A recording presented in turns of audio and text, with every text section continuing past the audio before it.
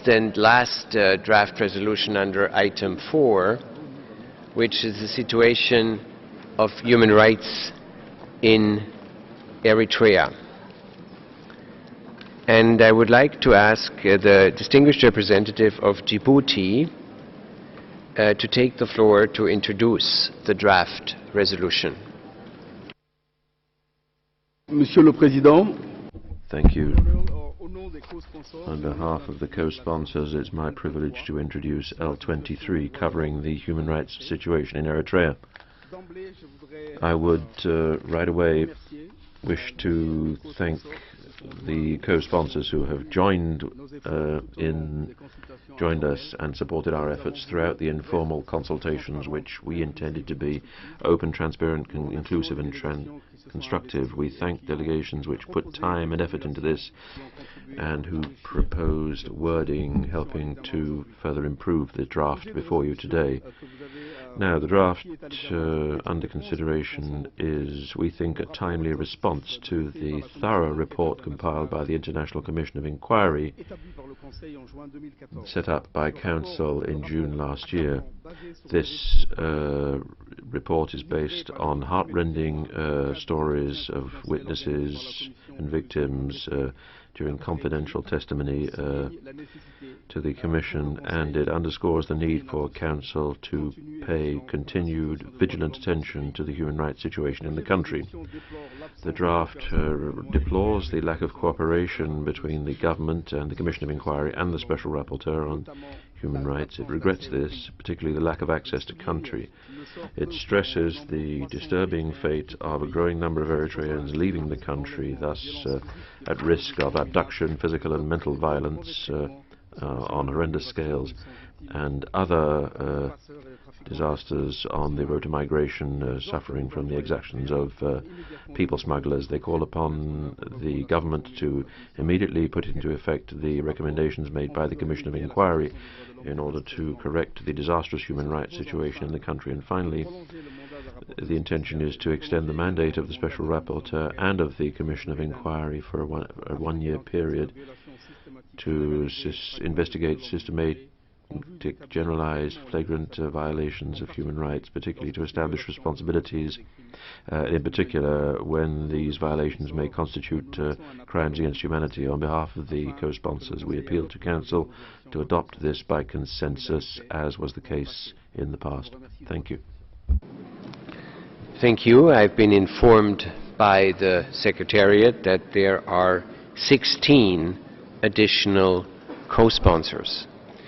I would now like to open the floor for members of the Council to make general comments on L23. General comments. I see no. Latvia. Latvia, you have the floor. Thank you, Mr. President. I have the honor to speak on behalf of the European Union. The European Union is deeply concerned by the grave human rights situation in Eritrea. We fully support this African initiative as well as continuous efforts by our African partners to maintain this issue on the Council's agenda. We regret that the government of Eritrea has not, to date, cooperated with the mandates from this resolution, the Special Rapporteur and the Commission of Inquiry, and are disturbed by reports of intimidation and harassment of the members of the Commission, including during their stay in Geneva last week. We hope that these will be duly investigated. We urge the government of Eritrea to take immediate measures in line with the recommendations contained in this resolution to improve the human rights situation on the ground, in particular with regard to its own announcement to reduce the national service to 18 months. We also call on the government to extend full cooperation to the Commission of Inquiry and the Special Rapporteur and to grant them access to the country. I thank you, Mr. President. Thank you. Next speaker is the distinguished delegate from the USA. Mr. President, we thank our African partners for this important initiative.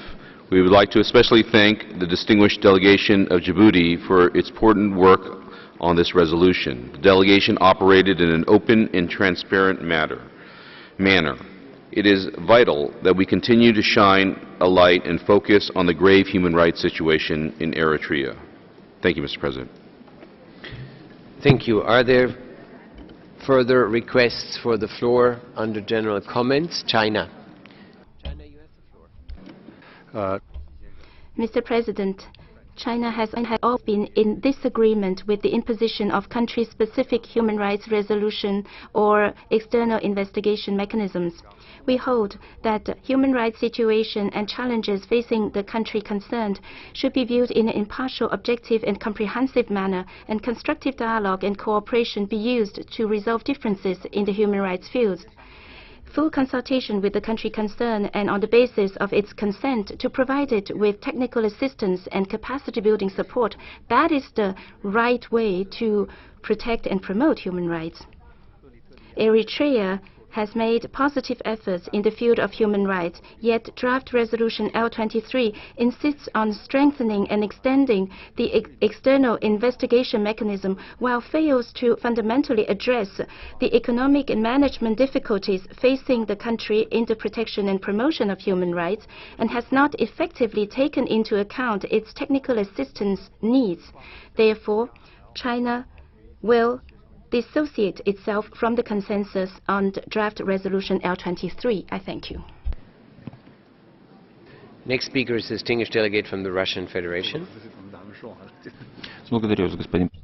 Thank you, sir. Our position on country resolutions under item 4 remains unchanged. We believe that this practice is counterproductive and doesn't help to normalize any human rights situation. It's our belief that the existing problems need to be resolved working together with the interested state as a part of an interactive dialogue and cooperation, and the best means of doing this is to provide technical assistance and consultative services. In the light of this, we are obliged to dissociate ourselves from consensus on this resolution. I thank you. Right. There is no more requests for the floor under general comments. We would now like to turn to the concerned country. Eritrea, you have the floor.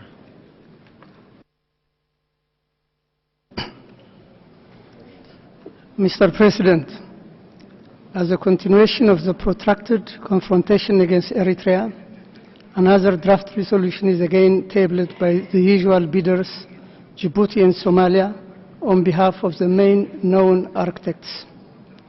I commend the farsightedness of Cameroon to withdraw its sponsorship of this politicized draft resolution targeting a sisterly African state. My delegation has been aware of the blackmail of the deceit made to show that the draft resolution is endorsed and an initiative by the African group, which totally is false. Actually, the group's opposition on any country-specific resolution is principled and remains unchanged. As part of the continuous hostilities, we are also dismayed to see that the press statement of the Ministry of Foreign Affairs has been subjected to forgery. The forgery involved a cut-and-paste job from an official DPRK document. The act and its spin effect by a lawyer of the Human Rights Watch and the media attests to the deliberate disinformation and blackmail campaign orchestrated on our nation. While we note the apology made by the Secretariat, my delegation does not consider it a technical error and calls upon the HRC to further investigate the matter and take necessary action on the accomplices. Mr. President, Eritrea has rejected the politically motivated mechanisms and the prescriptive reports and recommendations of the COI and Special Rapporteur on Eritrea. This draft resolution is only meant to legitimize these unfounded, biased and channeled reports, and my delegation thus calls upon members of the Council to oppose the draft resolution. In a sense, the architects and messengers of the draft resolution dream to perpetuate the already failed hostilities aimed to thwart Eritrea's nation-building aspirations, violate its sovereign rights, compromise the independent political stance of the nation, and sabotage the promising development achievements of the country. The resilience of the people and government has been ascertained as a reality, and hence neither will Eritrea surrender its sovereign rights, nor will it abandon its independent political stance under any name, including under the pretense of human rights. Eritrea is, however, earnestly redoubling its development efforts to achieve a qualitative leap in the next 3 to 4 years. The mainstreaming of human rights is also being strengthened as an integral part of this process and reflects our commitments and efforts to promote human rights and fundamental freedoms. On the other hand, engagement, cooperation, and institutional links on human rights has also been consolidated and expanded. Eritrea believes that the draft resolution is a recipe for sustained confrontation with no dividend to the promotion of human rights. Mr. President, let me finally state that Eritrea is grateful for the principled position shown by some members of the Council and reiterates its commitment to work together on all human rights issues at bilateral level through partnerships. I thank you, Mr. President. Thank you. I have been informed by the Secretariat that there are PBIs for this draft proposal. The statement has been posted on the HRC extranet. We would now like to go for explanations of vote before the actual vote. Are there any delegations wishing to take the floor for an explanation of vote before the vote? That doesn't seem to be the case. In this case, I would like to ask, does anybody request a vote? Is a vote requested? That is not the case. May I take it then that draft proposal L23 on the situation of human rights in Eritrea may be adopted without a vote? It is so decided.